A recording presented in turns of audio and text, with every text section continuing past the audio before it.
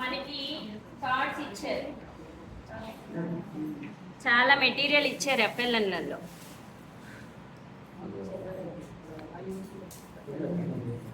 ఇలాంటి కార్డ్స్ ఇచ్చారు కదండి. ఇక్కడ ఆల్ఫాబెటికల్ లెటర్స్ తో కొన్ని వర్డ్స్ ఇచ్చినట్టుగా ఇలా ఇచ్చారు కార్డ్స్.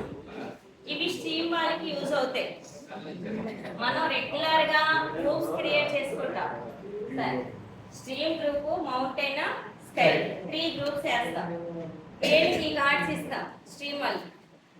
ఈ కార్డ్ లో ఉన్న లెటర్ ఐడెంటిఫికేషన్ చేయాలి అండ్ దీని sound at the same time. D అంటే ఏ సౌండ్ వస్తుంది, వాడు డ అనే సౌండ్ ని వాడు ఐడెంటిఫికేషన్ చేస్తే అక్కడ లెసన్ చదవగలుగుతాం.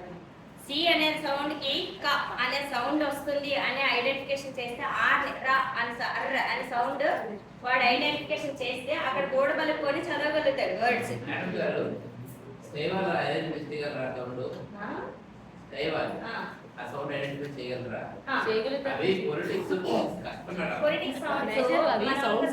చేస్తే సెకండ్ క్లాస్ వచ్చిన తర్వాత గుణింతాలు ఉంటాయి ఇంగ్లీష్ లోని. ఇప్పుడు కేఏ కా అని గుణింతాలు నేర్పిస్తాం అనుకోండి, అప్పుడు పదాలు వర్డ్స్ ఈజీగా చదువుకుంటారు. స్కై వాళ్ళు నేను ఎందుకంటే 2వ క్లాస్ వాళ్ళకి నేర్పించాను. కమలా రాయాలనుకోండి, కేఏ అంటే కమలా రాస్తాడు. ఇర్ర చివరిన ఇప్పుడు క్లవర్ అని వచ్చింది అనుకోండి, ఇర్ర ఏ సౌండ్ పలుకుతున్నావు అంటే ఇర్ర అని కదా. ఇర్ర అంటే ఏమిరా ఆరు. అలా పొలిటిక్స్ అంటే మనం నేర్పిస్తాం బట్టే కదా. ఫస్ట్ నేర్పిస్తా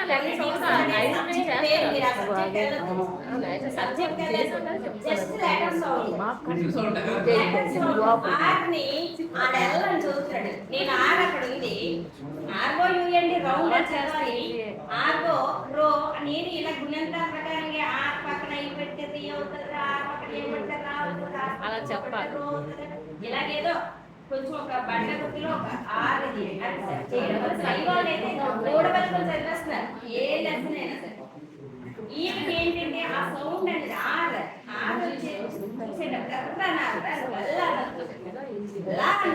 అలా అనుకుంటూ ఉండాలంటే ప్రతి ఒక్క దీని యొక్క సౌండ్ చెప్పాలి. అంటే డి అంటే ఏమైనా ఉంటే డి అక్కడ ఉంటే డా అని చదవాలి. దానికి ఒక మన పొలిటిక్ సాంగ్ కూడా చెప్పుకున్నాం.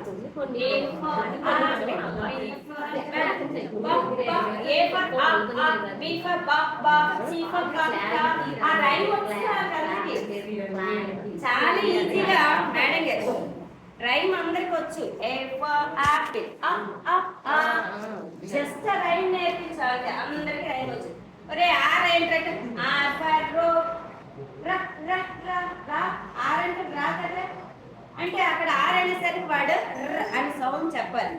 ఎలా అంటే అది ఒక రైమ్ ద్వారా నేను ఓన్లీ రైమ్ ఇంట్రడ్యూస్ చేయడం వల్ల వాళ్ళ లెటర్ ఐడెంటిఫికేషన్ ఇలా బిగినింగ్ లో మనం ఈ పని చేయాలి. ఈ స్టార్టింగ్ లోని మనం బిగినింగ్ లో చేయడం వల్ల చదివిన వాడు క్యాచ్ చేస్తాడు.